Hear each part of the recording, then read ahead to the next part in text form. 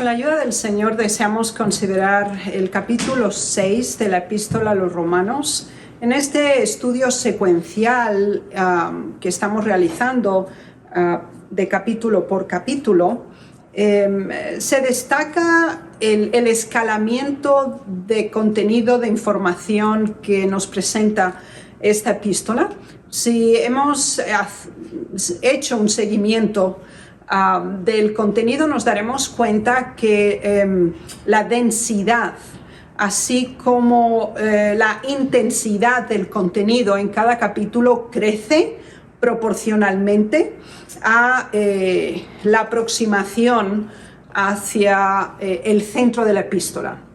Específicamente, este capítulo 6 tiene una continuación lógica del capítulo 5. Sin embargo, eleva en dos secciones fundamentales este capítulo. Vamos a observar que analiza los dos segmentos fundamentales de la existencia humana. Por una parte, nuestra condición en estado natural y en nuestra amistad con una condición pecaminosa, mientras que la segunda parte presenta la naturaleza humana regenerada y por lo tanto se convierte en enemistad abierta con el pecado. Y estos dos momentos son muy significativos y de hecho es una experiencia que cada uno de nosotros debemos tener en nuestra vida, no solamente en el conjunto de nuestra experiencia religiosa, sino en una dinámica constante en nuestra existencia. Así pues, sin más demora, procedamos con el versículo 1 del capítulo 6 de Romanos. Y si hemos considerado y observado el estilo retórico del apóstol Pablo, nos daremos cuenta que la formulación de preguntas es uno de sus elementos más específicos de la epístola a los romanos. Es decir, él hace preguntas que al mismo tiempo contesta en un modo explicativo mucho más extenso, introduce otro anexo a ese tema principal de nuevo con preguntas y procede a una descripción más detallada. Lo hemos constatado en diferentes capítulos previos al 6, pero en el 6 encontraremos que esas dos secciones de la vida humana que están expuestos en Romanos 6 también están introducidos por medio de preguntas vitales y existenciales para la realidad humana. Y de hecho, así se introduce el versículo 1, diciendo: ¿qué pues diremos? ¿Perseveraremos en el pecado para que la gracia abunde? Es interesante que este perseveraremos implica una continuidad, una asiduidad saturante dentro del ser humano. Es decir, es una parte intrínseca y permanente de la naturaleza humana. Así que está hablando de dos elementos, es decir, el creyente bajo la gracia y el elemento del pecado habitual. Para que nosotros entendamos el porqué de esta pregunta y la podamos contextualizar correctamente, deberíamos dar un paso atrás. Entonces vamos al capítulo 5, versículo 20, para que podamos redondear esta idea y entender el porqué de estas preguntas. Y Romanos 5:20 nos dice: pero la ley se introdujo para que el pecado abundase, mas cuando el pecado abundó, sobreabundó la gracia. Y ahora viene la pregunta: ¿perseveraremos en el pecado para que la gracia abunde? Bien, consideremos estos tres conceptos: pecado, gracia y abundancia. Vemos que aquí se establece una relación directa entre la condición natural del ser humano, es una condición pecaminosa, la inserción del conocimiento de la ley como un elemento neutral, sin embargo condenatorio, porque el conocimiento nos enfrenta con nuestra realidad. Y eso es lo que hace la ley. La ley no produce salvación, no genera ningún tipo de efecto salvífico en la persona, simplemente es una confrontación directa con la realidad del humano con los principios divinos. Por lo tanto, el apóstol Pablo especifica que el pecado abunda porque la ley es conocida. Es decir, si no hay una regulación, obviamente no hay una definición de pecado. Y lo hemos estudiado en capítulos anteriores, cómo por el conocimiento de la ley se tiene conciencia del pecado. Ahora, ¿qué ocurre? Si nosotros conocemos y el pecado se convierte en algo tangible, no algo simplemente natural que nosotros reproducimos, sino que somos conscientes que no es lo correcto de acuerdo a la normativa divina, ¿cuál es la otra opción que tenemos? Si ya conocemos, lo que necesitamos es un elemento que nos posibilite la aplicación inmediata de ese conocimiento, a pesar de que la ley por sí misma permanezca hábil. Y este es justo el principio que el apóstol Pablo está presentando aquí. Por lo tanto, si el Señor establece las normas de comportamiento ante nuestra disfunción natural ante la ley, que nos condena sin misericordia y sin gracia, el Señor ahora establece otro elemento que facilita pasar del conocimiento a la regeneración, y esa es precisamente la gracia. Y en ese contexto lo tenemos claramente definido en el versículo 1. Sin embargo, el apóstol Pablo insiste muy enfáticamente en los versículos 2 hasta el 4, de que la vida en pecado es inaceptable. Es decir, vivir en pecado conociéndolo es totalmente inaceptable ante Dios. O sea, no hay justificación en absoluto, bajo ninguna circunstancia. Por lo tanto, la muerte es la consecuencia directa del pecado. Eso ya lo hemos considerado en capítulos posteriores. Entonces, conozcamos o no que lo que estamos haciendo es pecado o no, la muerte es la consecuencia natural y directa.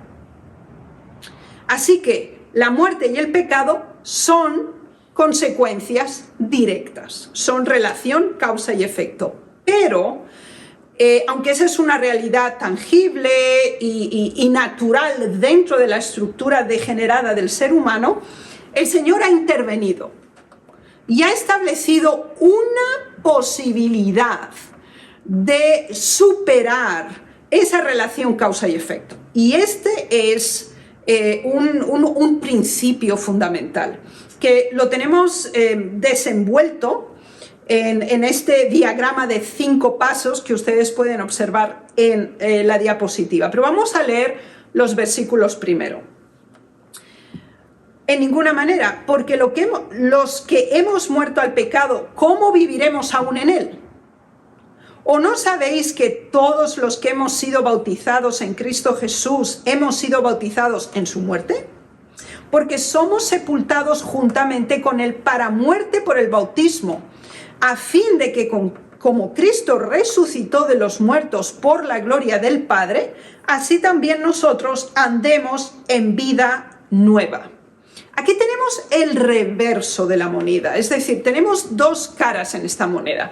Tenemos la condición natural, que es pecado y muerte, y el reverso de esa misma moneda es que esa muerte puede ser espiritual al pecado, y de la cual, después de su sepultura, simbolizada por el bautismo, se puede dar una resurrección en Cristo.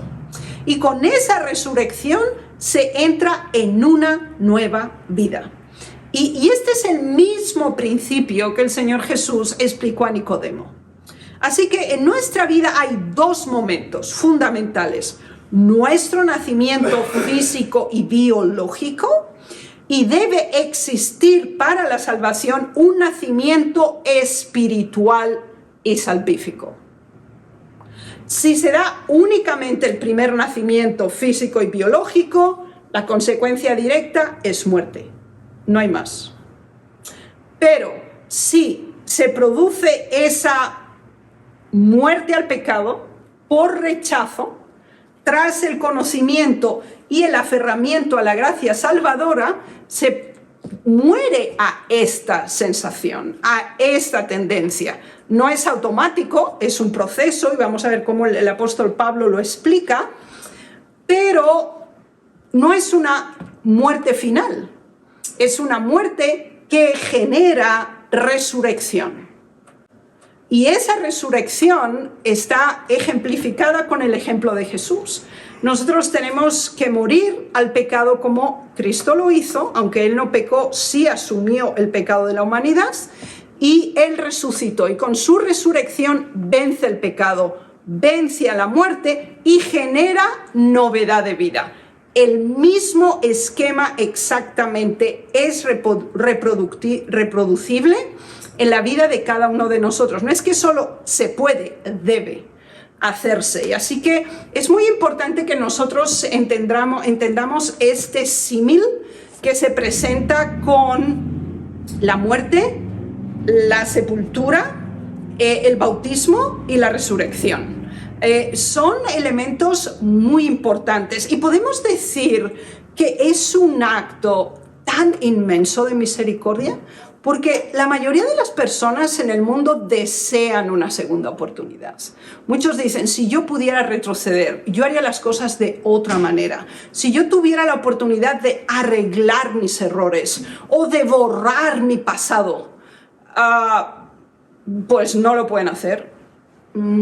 Absolutamente, pero sí hay alguien que lo puede hacer por nosotros, y es Cristo. Y esta garantía de una segunda oportunidad y de una novedad de vida se da a través de la reproducción del ministerio, pasión, muerte y resurrección de Cristo en la vida del creyente, y es justamente la que aquí nos especifica el apóstol Pablo. Pero él desarrolla más este punto. Y en los versículos 5 al 10, estamos siempre en Romanos capítulo 6, tenemos las implicaciones de la muerte espiritual y de la resurrección espiritual. Recordemos que la persona está viva físicamente. Nos estamos moviendo en la dimensión espiritual del ser humano, no en el nivel físico y material del mismo. En los versículos 5 al 10 de Romanos 6, el apóstol Pablo entra muy en detalle y lo vamos a entender todavía mejor aquí. Dice, porque si fuimos plantados juntamente con él en la semejanza de su muerte, así también lo seremos en la de su resurrección. Recuerden la conexión entre muerte y resurrección espiritual. Sabiendo que nuestro viejo hombre fue crucificado juntamente con él, para que el cuerpo del pecado sea destruido, a fin de que no sirvamos más al pecado, porque el que ha muerto ha sido justificado del pecado, y si morimos con Cristo, creemos que también viviremos con él, sabiendo que Cristo, habiendo resucitado de los muertos, ya no muere. La muerte no se enseñorea más de él, porque en cuanto murió, el pecado murió una vez por todas, mas en cuanto vive, para Dios vive. Bien, aquí tenemos las dos fases todavía más detalladas. Fíjense que algo muy pedagógico del apóstol Pablo en sus presentaciones es que él empieza en una forma muy abstracta, muy contundente, que uno lee el versículo y dice, uy, pero esto es difícil. Pero conforme uno va leyendo, hay un proceso explicativo y definitorio de los términos que el apóstol Pablo está usando. Así que aquí encontramos un ser humano en dos dimensiones. Tenemos el viejo hombre y el nuevo hombre. Igual que en los versículos 3 al 4 se nos hablaba de el nacimiento a una nueva vida, aquí se nos habla del viejo hombre. Y fíjense que es interesante porque nosotros tenemos que pasar por ese proceso personalizado y subjetivado de la pasión, muerte y resurrección de Cristo. Y se nos dice que tenemos que ser crucificados. ¿Por qué? Porque por el pecado. Tiene que haber un proceso de angustia, tiene que haber un proceso de profundo dolor y sufrimiento en nuestras vidas cuando somos conscientes de la pecaminosidad, de las inclinaciones impías, de las propensiones malvadas que existen en nosotros. Si tenemos una vida pensante, no una vida ambulante, donde pasa un día, el segundo y no pensamos si nos hemos portado bien o no, si lo que estamos haciendo es correcto o no.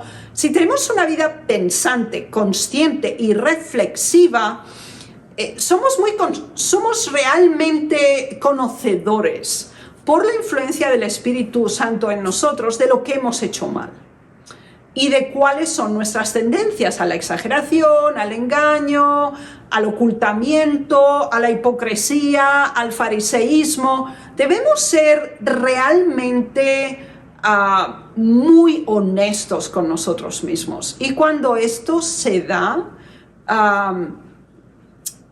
es una experiencia dolorosa, porque entonces nos vemos como realmente somos. Es como la radiografía de nuestro interior espiritual. Entonces existe la tendencia a caer en la desesperación. Bueno, como yo de todas maneras pienso mal, hago mal, hablo mal, pues dejémoslo estar así y sigamos. Esa es una opción. La otra opción es decir, no, yo aborrezco este tipo de comportamiento, yo no deseo hablar así, no deseo pensar así, no deseo comportarme de esa manera. Esa labor, esa angustia y ese dolor que tenemos, ese remordimiento, es una labor directa del Espíritu Santo en nuestros corazones. Y es el momento en que se da el paso del dilema, de decir, yo no quiero más esto. Señor, ayúdame a no hacer más esto que yo hago mal. En ese momento estamos delimitando al viejo hombre y en proceso del nuevo. Pero tiene que haber una crucifixión, tiene que haber un dolor, tiene que haber una angustia. El apartarnos de nuestra condición natural es sufriente, es tribulante y requiere realmente una concientización intensa. Por eso se usa el tema de crucifixión. Y recordemos que en otras epístolas el apóstol Pablo habla de cada día muero. Él era consciente que cada día tenía que superar cosas que tenían que desaparecer de su vida. Y este es el principio que tenemos aquí, porque todo lo que muere, que está mal en nosotros, produce novedad de vida en nosotros. Y esto es lo que realmente regenera la naturaleza humana, de acuerdo a la similitud del proceso que el Señor Jesús ejemplificó consumando el plan de salvación. Entonces, si con el poder de Dios, nos hemos horrorizado de lo que es el pecado, nos hemos avergonzado delante del Señor de lo que somos, de lo que hemos hecho, de lo que hemos pensado, empieza ese proceso de transformación. Y ese proceso de transformación debe ser continuo, creciente, escalante y sin interrupción. Y entonces genera ahora vivir para Cristo. Entonces nuestra vida, que es una nueva vida, porque es una resurrección, porque el viejo hombre está atrás y estamos en novedad de vida o con un nuevo hombre, aunque la fisicalidad nuestra sea la misma, nuestro interior debe estar descontinuado de nuestra condición externa. Ahora, el apóstol Pablo todavía lo define más y lo caracteriza en dos grupos o en dos secciones. En los versículos 11 al 12 de Romanos 6 se habla muerte y resurrección con Jesucristo. Leamos estas citas. Así también vosotros consideraos muertos al pecado, pero vivos para Dios en Cristo Jesús, Señor nuestro. No reine pues el pecado en vuestro cuerpo mortal, de modo que lo obedezcáis en sus concupiscencias. Recordemos que nosotros obedecemos a quienes servimos y a quienes hemos elegido como amos. El ser humano es pendulante entre dos poderes que existen, entre el bien y el mal. Es decir, no existe algo intermedio, neutral o combinado. Existe una única dimensión de existencia. Y el ser humano tiene la capacidad y el deber de tomar esa decisión. Y es empoderado por el Espíritu de Dios en su vida para tomar la decisión correcta. Pero para eso tiene que tener conciencia real y tangible de una condición que es horrorosa para él mismo. Y entonces aquí se nos dice claramente que nosotros tenemos dos momentos. Estar muertos en el pecado, esa es nuestra condición natural. O traspasar ese nivel y vivir para Dios. Y eso se da a través de la muerte y de la resurrección, del bautismo y del levantamiento de la inmersión en las aguas. Por eso, hermanos, la experiencia del bautismo es la más grandiosa que puede ser tangible, porque es el momento en que oficialmente, aunque ya lo hemos hecho interiormente, declaramos ante todo el universo que nuestro servicio, nuestra pertenencia es para con Dios. Y lo hacemos en un acto público. Y es una declaración formal por el acto de la inmersión.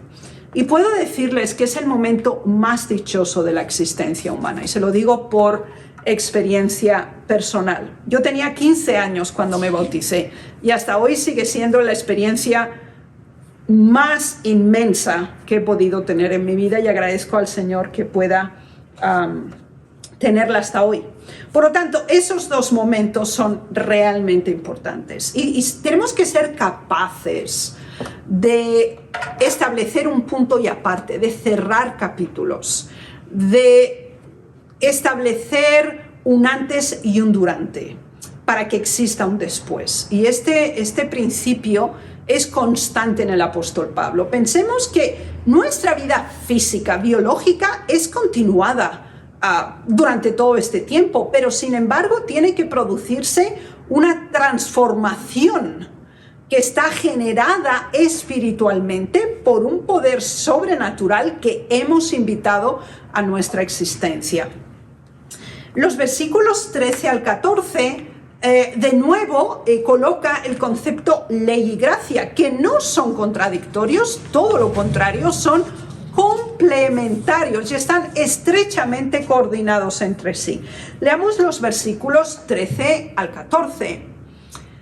Ni tampoco presentéis vuestros miembros al pecado como instrumentos de iniquidad, sino presentaos vosotros mismos a Dios, como vivos de entre los muertos, y vuestros miembros a Dios como instrumentos de justicia, porque el pecado no se enseñorea de vosotros, pues no estáis bajo la ley, sino bajo la gracia. El estar bajo la gracia no elimina la ley, no es autoeliminativo, es complementario. La única diferencia es en qué lado estamos. Si nosotros estamos en una condición original de pecado, la condenación es imputable a nosotros. Y es la ley la que lo hace. Nos dice exactamente, has mentido, has robado, has criticado, has murmurado, pero nosotros seguimos haciéndolo. Entonces la condenación es constante, reiterativa y escalante. Y eso es lo que tenemos aquí bajo la descripción que se nos da de ser miembros al pecado e instrumentos de iniquidad.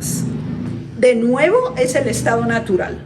Sin embargo, existe el de transición y el de después. Y se nos dice, como miembros a Dios, como instrumentos de justicia. Ya no somos miembros del pecado, somos miembros para Dios, y no somos instrumentos de iniquidad más, sino instrumentos de justicia. Eso no es por el valor, la dignidad o la capacidad humana. Absolutamente ajena es nuestra capacidad para tal alcance. Únicamente, y fíjense lo importante que todo el tiempo se enfatiza aquí, es el paso de la vida física a la muerte espiritual, a la muerte al pecado espiritualmente, para alcanzar una vida nueva espiritual en Cristo. Dios es el que hace ese proceso en nosotros. Y entonces la ley ya no se convierte en un elemento condenatorio, sino en un elemento complementario a la gracia que nos concede la oportunidad, el privilegio y el progreso en nuestra vida espiritual. Ahora, en los próximos versículos, desde el 16 hasta el 23, que es la parte última del capítulo 6, tenemos el pecado ocasional. Y fíjense qué interesante, porque desde el versículo 1 al versículo 15 de Romanos 6 se está hablando de ¿perseveraremos en el pecado? La respuesta es, si perseveramos en el pecado, estamos bajo la ley, estamos en condenación. Si no perseveramos en el pecado, sino que renunciamos, rechazamos, nos separamos, nos arrepentimos, con el poder de Dios somos regenerados, estamos bajo la gracia, pero la gracia no elimina la ley. La ley es autopresente constantemente. Lo que cambia es pasar de conocimiento a condenación. Ahora, vamos a esta segunda parte, que es la segunda faceta de existencia, y de nuevo el apóstol Pablo lo introduce con pregunta. En el versículo 15 dice, ¿qué pues? ¿Pecaremos porque no estamos bajo la ley, sino bajo la gracia? En ninguna manera. ¿Por qué? ¿No sabéis que si os sometéis a alguien como esclavos para obedecerle, sois esclavos de aquel a quien obedecéis? Sea del pecado para muerte o sea de la obediencia para justicia. Pero gracias a Dios que aunque erais esclavos del pecado, habéis obedecido de corazón a aquella forma de doctrina a la cual fuisteis entregados. ¿Por qué no entonces hemos de pecar ocasionalmente? Porque el pecado no es nuestro amo y ya no le servimos. Esto es realmente muy importante y de hecho es un punto neurálgico en el capítulo.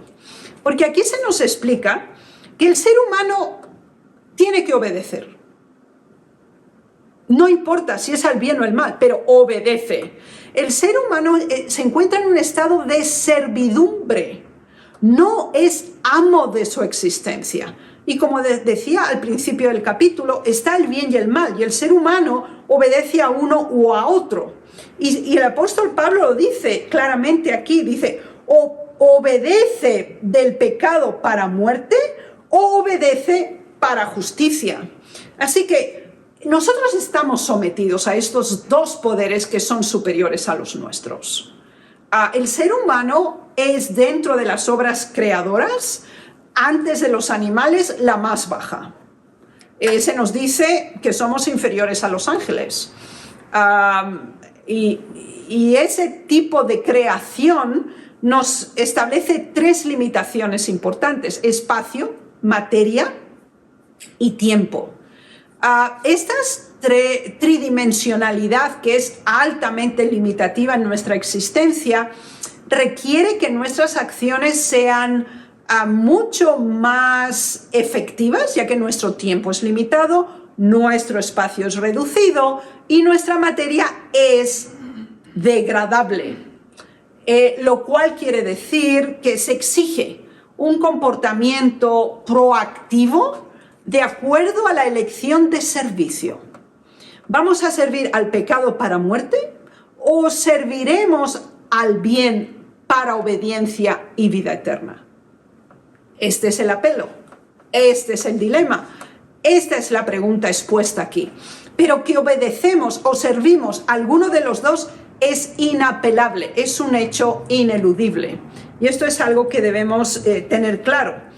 Ahora, hay algo muy interesante y es realmente poética la expresión del apóstol Pablo cuando dice, porque aunque erais esclavo del pecado, eso es nuestro pasado, habéis obedecido de corazón a aquella forma de doctrina a la cual fuisteis entregados. Fíjense que leíamos en los capítulos anteriores que el amor de Dios se derrama en nuestros corazones por medio del Espíritu Santo.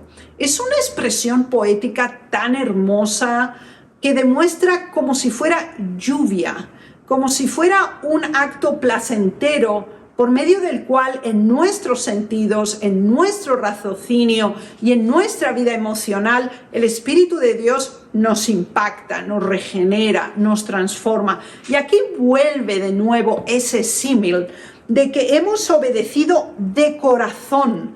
¿A qué? A la doctrina, a la verdad, a lo que el Señor ha establecido como correcto. Y esa es la correcta motivación, obedecer de corazón. Y es interesante porque en griego significa, si lo tradujéramos literalmente, sería obedecer intensamente con el corazón. Es decir, no es solamente, bueno, tengo que hacer esto. No, uno lo desea, es un ansia, es un anhelo por hacer el bien. Y ese cambio se da porque ha habido un cambio de amo. Ha habido un cambio de servidumbre, una servidumbre de sumisión, de opresión bajo el pecado que genera muerte, y ahora es una obediencia para justicia, y una obediencia que nace y crece desde el corazón. No es desde el exterior, sino es desde el interior, para justicia y para bien. Y esto se da por esta frase del versículo 18. Porque el pecado no es nuestro amo y ya no le servimos. Por eso se da la transformación. Porque hemos hecho un cambio de amo. Siempre tenemos que servir a uno o a otro, pero está en nosotros hoy, aquí y ahora, la capacidad de tomar la decisión a quién serviremos. Ahora, ¿cómo preservar esa libertad obtenida? Porque el pecado sigue existiendo. Las tendencias pecaminosas son intensas en nuestro ser. Ahora, ¿cómo preservar esa libertad en Cristo de corazón que promueve una obediencia para justicia? Leámoslo, lo tenemos en los versículos 19 al 23. Y se nos dice, hablo como humano, por vuestra humana debilidad, que así como para iniquidad presentasteis vuestros miembros para servir a la inmundicia y a la iniquidad, así ahora para santificación presentad vuestros miembros para servir a la justicia. Porque cuando erais esclavo del pecado, erais libres acerca de la justicia. Pero ¿qué fruto teníais de aquellas cosas de las cuales ahora os avergonzáis? Porque el fin de ellas es muerte. Mas ahora que habéis sido libertados del pecado y hechos siervos a Dios, tenéis por vuestro fruto la santificación y como fin la vida eterna. Y esto es muy importante porque aquí tenemos la justificación y la santificación. Tenemos el instante y tenemos el proceso. Tenemos el momento y tenemos el extenso sentido de nuestra vida. Y se destaca como un fruto. Se destaca como un proceso germinante que genera vida en sí mismo y produce vida. Y esto es realmente muy hermoso, la descripción que se nos da aquí. Y de nuevo hay esa comparación todo el tiempo, el contraste, el versículo 23, que es conclusivo del capítulo 6. Porque la paga del pecado es muerte, Mas la dádiva de Dios es vida eterna en Cristo Jesús, Señor nuestro. Entonces, el ser humano está dependiendo de la muerte o de la vida. Hoy es el momento de elegir. Y el apóstol Pablo nos presenta por inspiración en el capítulo 6 la mejor descripción que podemos encontrar de el paso y de la transición entre lo que somos en el estado natural y lo que podemos llegar a ser por el poder de Dios. Están todos los pasos, todos los accesorios que necesitamos. Necesitamos la ley para conocer, necesitamos el Espíritu Santo para reconocer, necesitamos la gracia para asirnos de la salvación y necesitamos todos nuestros sentidos y todo nuestro corazón para una entrega obediente, fiel, que por la justicia genera frutos de santificación para vida eterna. Creo que es una experiencia maravillosa la que el Señor nos ilustra en este capítulo, y ruego a Dios que nos ayude, si no hemos tenido esta experiencia,